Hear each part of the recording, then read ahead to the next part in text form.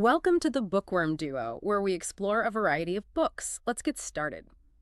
Okay, so today we're diving deep, really deep, into this fascinating project, The Phoenician Scheme.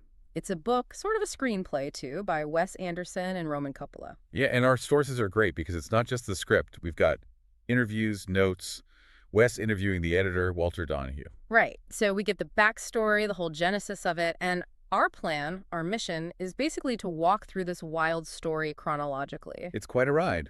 Think international finance, crazy family drama, Yeah. assassination attempts. And survival against, well, just unbelievable odds. So where should we start? The intro material with Donahue. Yeah, let's start there. The Wes interviews Walter mostly a bit. It kind of sets the stage. Donahue's own story is pretty Andersonian in itself. Totally. He wanted to be an actor, right, but it didn't quite pan out. Not at all. He talks about doing Julius Caesar at Catholic University and realizing he was hopeless because nobody could hear his three lines. Huh. Okay, so that pushes him towards costume design and then directing. Exactly. And the directing part was, well, partly strategic. It let him study theater over in the UK, in Bristol, and avoid the Vietnam War. Smart move. But then he gets this key moment assisting Charles Merowitz on a Sam Shepard play. The Couth of Crime. Yeah. And apparently, Merowitz leaves, and Donahue steps in and basically changes all the blocking to make Sam Shepard happy. Wow, that takes some nerve. Sort of foreshadows the kind of bold moves Zasakorda makes later, maybe. I think so. That adaptability, seizing control. He even co-founded the Warehouse Theater, which is now the Donmar. And there's that little connection he mentions Donald Sumter, an actor friend he knew way back when. He's actually listed in the cast for the Phoenician Scheme as chairman.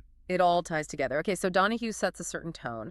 What about the inspiration for the main character, Zasakorda, these real-life tycoons? Right. So Anderson and Coppola looked at figures like Onassis, Niarchos, Agnelli, those huge, larger-than-life guys. But there were a couple of really specific ones, weren't there? One was Arpad Plesh. Yeah, Plesh, collector of esoteric pornography, wrote a botany book. Oh, and married a woman and then later married her daughter.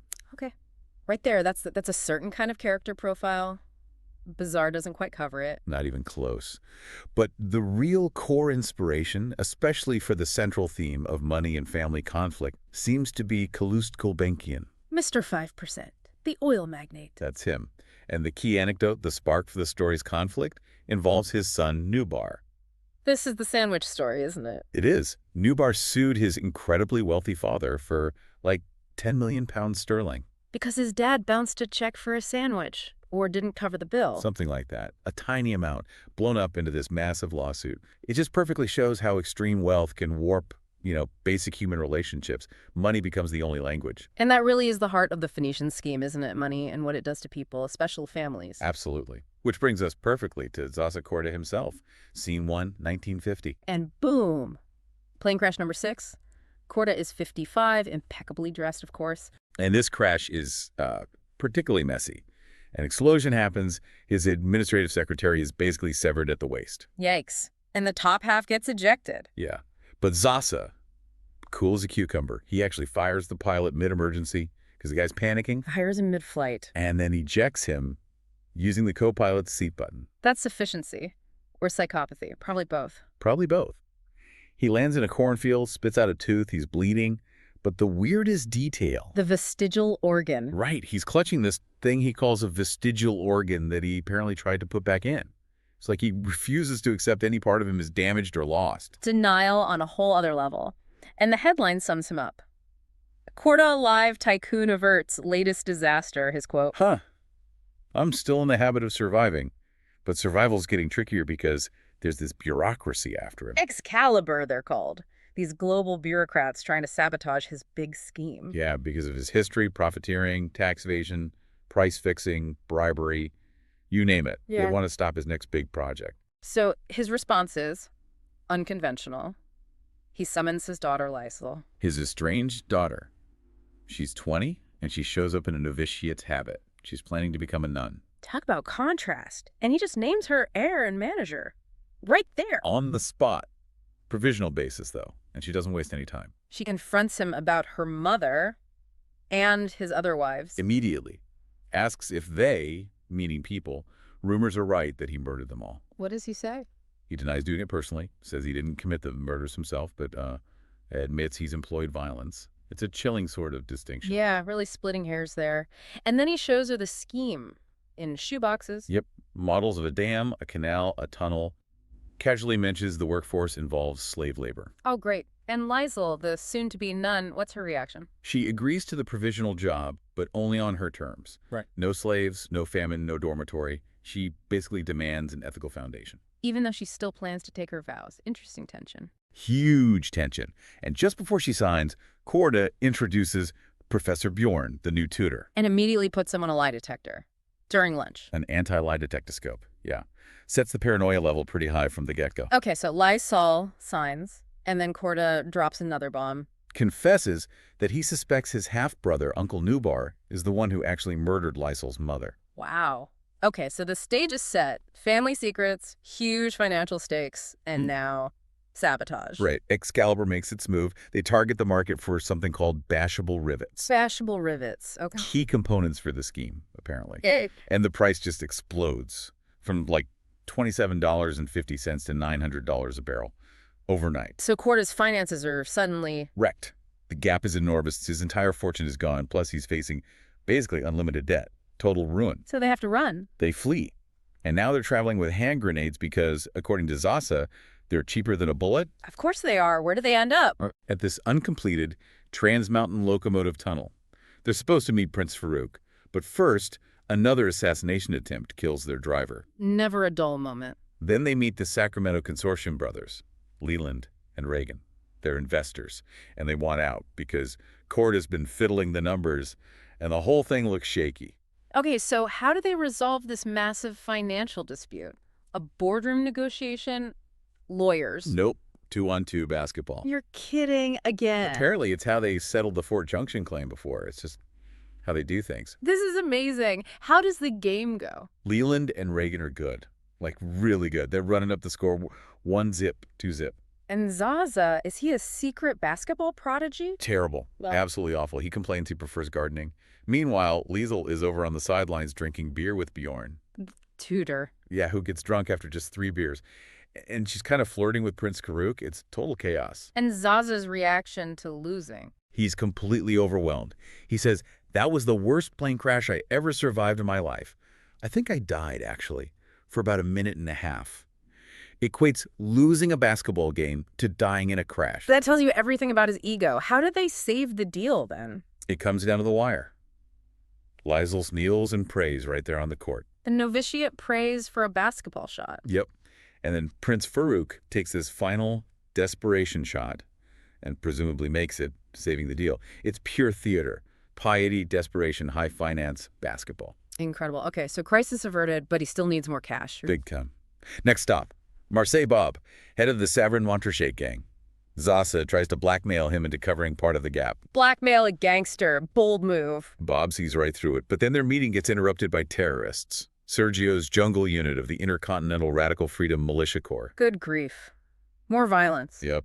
And Zaz does something surprising, or maybe calculated. He takes a bullet and for Bob. Really? Takes one for the team. Seems like it.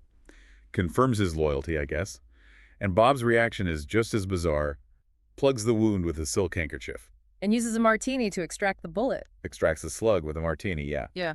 After that, Bob agrees to cover 15% of the gap. Only 15%. After Zaza took a bullet. Tough crowd. Very tough. Next up is Marty from the Newark Syndicate. They're on his ship. Another investor target. Yeah. But Zasa collapses after eating a pretzel. Maybe the gunshot wound finally catching up. So another near-death experience. Looks like it. He ends up getting an interhuman blood transfusion directly from Marty. A blood bond, literally. Does this lead to the big confession? It does. While recovering, he finally tells Lyles the really ugly truth about her mother's death. Not just that he suspected Nubar, but That he set Nubar up. He wrote a fake letter, not even in his own handwriting, claiming Liesl's mother was having an affair with the administrative secretary, the guy who got cut in half in scene 1. So Zaza basically engineered their murders by manipulating Nubar. That's the confession. He caused Nubar to kill them both. How does Leiskel react to that? She slaps him. Twice. Which feels earned. Yeah. But then, Yeah. she forgives him. Forgives him. Yeah. She says, "I always expected the worst from you." It's almost more chilling than if she'd screamed at him. Like, his monstrousness is just a given. Wow. Okay, so emotional debt's dealt with. Back to the financial ones. Marty still hasn't ponied up. Nope. Marty's still refusing to cover the 25% Zaza needs from him, so Zaza resorts to more extreme measures. Let me guess, hand grenade. Pulls the pin on a hand grenade right there on the ship, threatens to blow them all up unless Marty invests. And Marty caves. Sort of. He agrees to cover 20%, not the full 25%. And he says he's doing it mostly just to watch Zaza's absurd performance and grand finale. He's buying a ticket to the Zaza Corda implosion show. Pretty much. But even with Marty's 20%, there's still a massive 50% of the gap left. An abyss, they call it. Half the money's still missing. Where does he go now? To Cousin Hilda. He needs her land and water rights for the scheme. And his plan is... Marriage. He proposes to her using a cheap paste ring as a stand-in for a real one. classy. Does she agree? And does she cover the gap? She refuses to cover the gap. The marriage part seems maybe negotiable later, but no money now. And Liesl uses the opportunity to ask Hilda directly about her mother and about Uncle Nubar. Asking if Nubar is her real father. Yeah, and Hilda's response is just a shrug, complete non-engagement. The Corda family secrets are just too messy, I guess. Okay, so Hilda's no help financially. Then what? Another plane crash. You guessed it. Plane gets shot down. Again. This guy's insurance premiums must be astronomical. If he can even get insured. But this crash leads to a discovery. Liesl finds Bjorn's gear. The tutor, what kind of gear? Military coding machine, classified maps, fake passports. The works. He's a spy? Agent Carlson, covert North American Special Services. Turns out the eccentric tutor was deep cover. Does Zaza find out? Yeah. He charges at Bjorn Carlson, who easily fends him off with martial arts. Of course Bjorn knows martial arts. Then in the chaos, Zaza falls into quicksand. Quicksand. Seriously. Seriously. And he's yelling, "Don't help me." Classic Zaza, refusing help even when sinking. So Bjorn just leaves him there. No, he saves him. But only after Liesl, in this desperate moment, kisses Bjorn, like a plea or maybe something more. A complicated rescue, and Liesl figures out Bjorn isn't just a simple spy. She confronts him later, says, "No, you're different." She senses the conflict in him, the fact he might actually care about her. Okay, so the tutor is a spy. Zaza's nearly died again. What's next? The final confrontation. With Uncle Nubar, Liesl confronts him directly. Does he confess to killing her mother? He denies it. He pins it on the administrative secretary, the supposed lover from Zaza's fake letter. Yeah. But then he drops the real bombshell. Which He looks at Liesl and says, "She's not your daughter." Meaning Liesl isn't Zaza's daughter. Whoa. So, whose daughter is she? Nubar implies he's her father. He says, "You have my eyes." Claims he has everybody's blood. It just throws everything into question. That's devastating for Liesl. How does she react? She goes to the Corda reliquary, this box of family stuff. What's inside? It's this weird, sad collection. Mhm. Zaza's birth certificate, Nubar's old report card, a snapshot of their mother, some poison gas ampules. Poison gas ampules, just casually in the family memory box. Apparently. Mm. And also Liesl's childhood stuffed animals, Bun Bun and Mousy. It's this mix of innocence and absolute darkness. What does Liesl do? She adds one more item to the box. The crime scene photo of the administrative secretary, her biological father. Then she closes it. Acknowledging the truth, however horrible. And Nubar. He's had enough. He pulls his entire investment out of the scheme. He's disgusted by all the lies. So the abyss is now truly bottomless. Corda is completely sunk. Looks like it. But then Zaza does the unthinkable, his ultimate sacrifice. What does he do? He realizes the only way the scheme survives is if he covers the entire remaining gap himself. He agrees to take a complete loss, all his assets gone, unlimited debt. Wipes himself out completely. Totally. And agrees to stay on only as a silent partner, just to make sure the project succeeds without us, as he says. Liesl, meanwhile, declares she doesn't want the fortune anyway. He finally does something genuinely selfless by destroying himself financially. Exactly. But the chaos isn't quite over. There's the signing ceremony for the scheme. Zaza makes it there. He rushes there, yeah. Apparently, in the short time since his financial ruin, he's managed to marry Cousin Hilda and get his sons baptized by a cardinal. Busy guy. Never stops. What happens at the ceremony? Just outside the ballroom, Uncle Nubar ambushes him. Reveals he was the assassin trying to kill Zaza all along. Nubar was behind the plane crashes and everything. Seems so. They have this incredibly violent fight right there, using vases and floor lamps as weapons. Very Andersonian brawl. How does it end? Nubar tries to use one of those poison gas ampules on Zaza. From the reliquary. Maybe. Zaza throws it back at him. Then Nubar, defeated, pulls the pin on his own hand grenade. Commits suicide. Right there. The explosion is huge. It actually bursts the scale model of the dam they have inside the ballroom, causing this miniature tsunami. A literal bursting of the project symbol as the family feud ends. Wow. Okay, so the aftermath. The epilogue. Well, the scheme actually succeeds. The goals are met. Slaves paid, famine finished. But crucially, without Corda. So Zaza is left with nothing. Disinherited, broke, impoverished. Liza gives up her claim to any fortune and works with her brothers in, modest offices. And Bjorn, Agent Carlson. He resigns his commission, trade spying for teaching grammar school locally. The script mentions he has a lipstick kiss mark on his cheek.